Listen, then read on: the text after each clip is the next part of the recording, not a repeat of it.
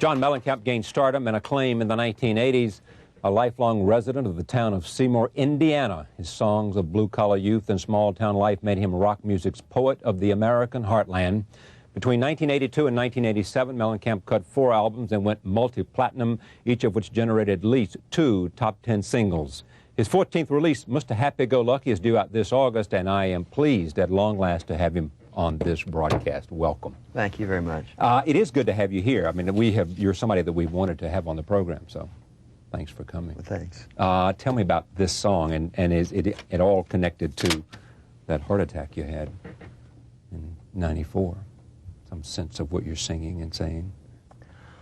Well, you know, once something like that happens to you, because up until that, man, I was bulletproof. Yeah, right. You're bulletproof, yeah. I was bulletproof. Not me. I lived a certain lifestyle during the 80s and the 70s. I've been in rock bands, you know, since I was a teenager. Right. And, you know, I mean, I wouldn't go to bed till 8 o'clock in the morning. I would play until, you know, when you first start out, you're a guy in a bar in a band. And then, of course, bars stay open all night. And the funny thing about that is when you first start out and you're in these bars, you know, I didn't know it then, but you're kind of like, and I don't mean to sound negative about anything, but you're kind of like a stripper because you get into that lifestyle of being in a bar. Do you understand what I'm saying? Course. And you're in there, people are drunk, they're having a party, they're having fun, and you kind of become part of that. You're the entertainment, and they want to party with you. And so, you know, we kind of fell into a pretty, you know, on the party is what I called it. We were on the party during the 70s, and it rolled into the 80s, and you know, when you smoke 4 packs of cigarettes a day and you eat only cholesterol, you know, you're looking for trouble. People used to tell me, "Hey, John, you know, your cholesterol's out of bounds. It's 375." I don't believe that stuff. Got to cut down on your smoke. You know, I'm only, you know, a certain age. So then when that happened, it was like, wait a minute. Maybe they've got something to say. And, you know, I'm the person in my family that's ever had a heart attack. You know, and it's, because I thought, like I said, I was bulletproof. And how did it change your outlook? How did it change your lifestyle? Well, the thing about that is there's not a day, this happened 2 years ago, and I didn't know that I'd had a heart attack. You know, it was a silent heart attack. I'd found out, I was on tour, and I found out like 6, 8 weeks later that I'd had a heart attack. And I'd done 30 shows after I'd had it.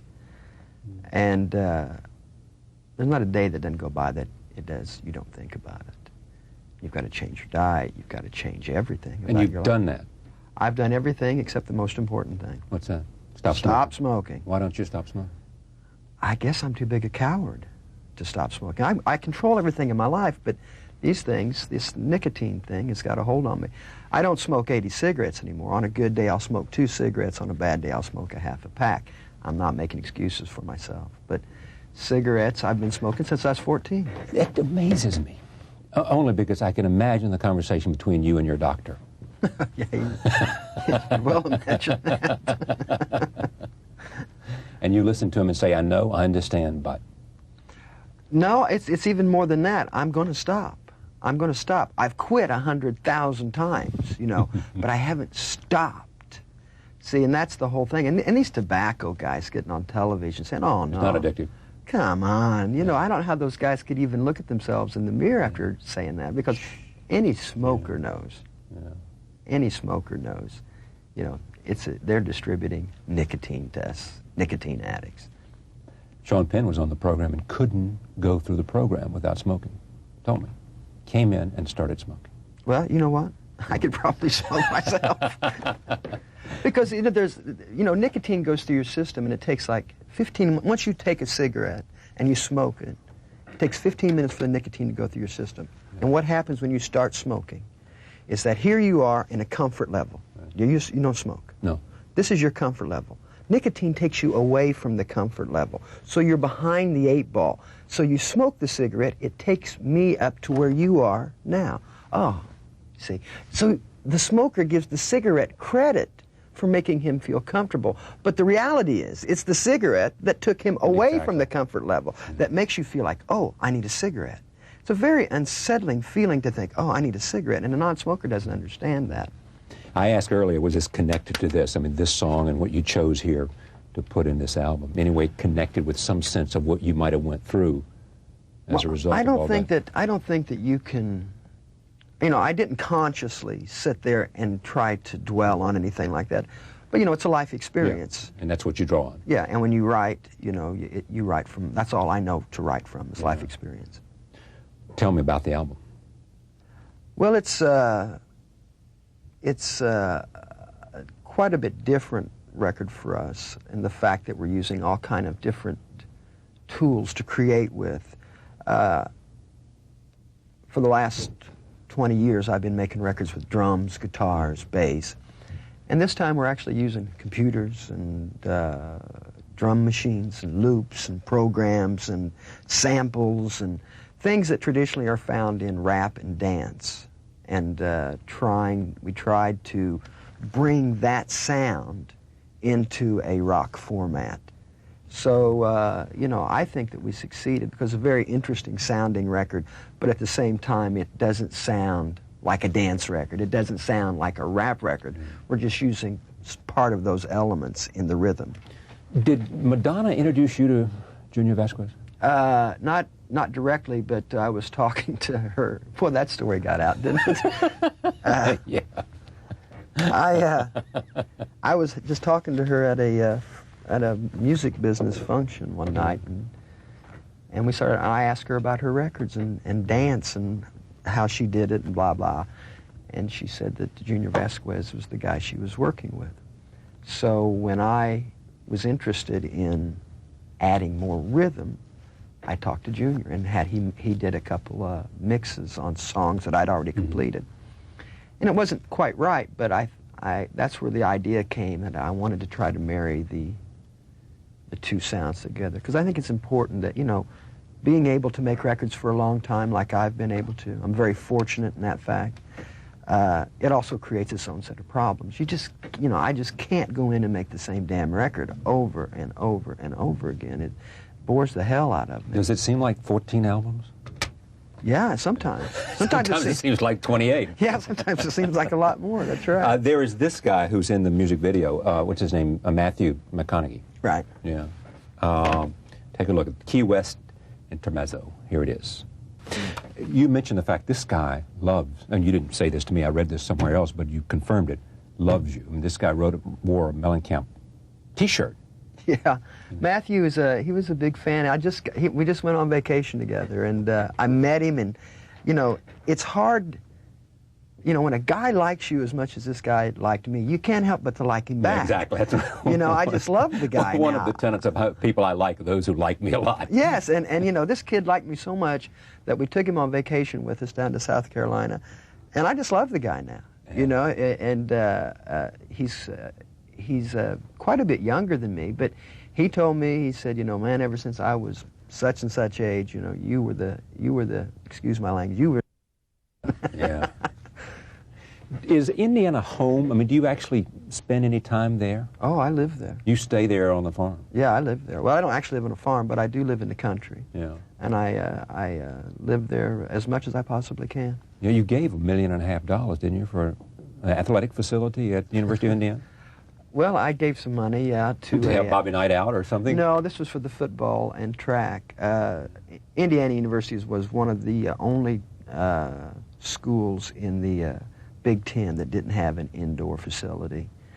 So they asked me if I would be interested in helping them with that project, and I did. Yeah. And, I feel the same way about North Carolina. Yeah, I mean, and that's, you know, and I think it's going to be good for the school because it's going to help recruit the right kind of athletes and other students, and, you know, sports and athletics are a big part of Indiana University. You know, I've had a lot of people say, why didn't you give it to the music school? Hey, they don't need it. They didn't need it. I mean, the music school at Indiana University is so together. I mean, it's wonderful. Are you at a different place in your music now than you were, say, 5 years ago? Oh, I hear songs that I wrote, like Hurt So Good. I don't even know who that guy was that wrote that. Well, I'm not a guy in a bar and a band anymore. You know, all the things you said. Yeah, I don't do that anymore. And you know, you try to only appeal to what you know. I mean, I would play to these people every night, and I knew that they wanted to hear na na na na na na. You know, they wanted to hear that. They wanted to hear boom, boom, crack. Yeah. That's what they wanted to hear. Yeah. So therefore, you know, that's what you write. I haven't I don't really do that much anymore. So you write about what you're doing. Are you going to tour with this? No. No. Why not? I was on tour. A guy that worked for me figured out that during the 80s, the 10 years of the 80s, I was on tour 8 years of those 10. And the other 2, I was making the records. And I just got to the point where it was like, I just can't play Jack and Diane anymore, or Paper and Fire. I'm not enjoying this. And that's what they want to hear when you're on tour. Yes, and I don't mind playing that. See, I think if a guy is going to charge money for Give people them what they want. Yes, and you've got to perform to a certain standard of excellence. And I'll tell you a funny quick story. My wife and I went to see Bob Dylan the other night in Bloomington. We go backstage. He's playing at the university. Yes, we're sitting there, and I'm talking to Bob. I've known Bob for a while. And he says, what do you think about this shirt? How about this belt? And he's talking, and he's smoking, and he's laughing. And we had some weird conversations. And then we walk out, and I look at my wife, and I go, don't you think Bob's weird? Yeah. And she goes, no, I think you're weird. And I said, why? She goes, your backstage is like a heavyweight championship fight's going to happen. Everybody's on edge. Everybody's scared. Everybody knows that you're going to come out and give them that look and say, let's go, and they better be on the ball. Why don't you try lightening up a little bit about your shows and about yourself, and maybe you'd enjoy going back on tour again. Because I asked Bob, I said, how can you stand to be on tour all the time? Well, does she have a point? Yeah, she's right. I am weird. How so? Well, because she's right. I mean, we've done so many shows that the band stands behind the stage. There's 18,000 people out there. I don't even speak to them before the show. I just walk out and I look at them and I go, let's go. And, that's not the way it started. The way it started, we were a band, hey, man, it was... You don't miss any part of it? Not yet. Yeah. Not yet. I may. Painting. We've got some stills here we'll see in just a second. But the 5 paintings you did, this is from a book, Mellencamp Selected Paintings. I think it's 19-something to 1991, 88 or something. It is said that you paint hours on hours of every day, do you? I'm not right at the moment, but I do. You do? When I do paint, that's what I do. I paint. I will get up at 6 o'clock and paint until 8 or 9 o'clock at night. That means you must be going to bed at a different time than you did when you were in the bar. My bedtime is 11 now. Yeah. Yeah, it's quite a bit different. But I will stand in front of an easel for hours. They'll bring food in to me, and I'll paint. And it's a lot of time to spend on such ugly paintings, I know. But you've got to paint a lot of ugly ones before you can paint a good one. Why painting for you, though? Painting is something that I can do by myself. I've been around it's people. It's a solitary. Yes, and I don't need input. I don't need record companies. I don't need bandmates. I don't need guitar players. I don't need audiences. It's just something that I do, and it's really for me. It's not an art. It's more of a pastime. I don't view it as art. It's something to occupy my time. But are you getting better? Do you see some sense of? I mean, the more you paint, the more you like it, the better you get, the more you want to do more of it, the better you want to get. It comes and goes, it's like I'm on a learning curve. I'll make great strides and it'll level off, and then I'll make great strides and level off. Painting the human figure is quite a difficult task, no matter what kind of excuses you make to yourself. Yeah. You paint from models or from photographs? All the above. All the above. I really don't like paint from models because it's got to be the most boring job in the world. I don't know how anybody can be an artist model. I don't really have that much to say to them either. I feel compelled to speak to them, because they're sitting there doing me a favor, and it's so I have, but I prefer just to paint from photographs. If not music, what would you do? I mean, if music hadn't been so central to your life. Well, I would have liked to have been I always had the idea, like when I was in college, I thought, I know why I'm here, because I'm not going to do this. Even as I'm studying, I know that I'm not going to do this.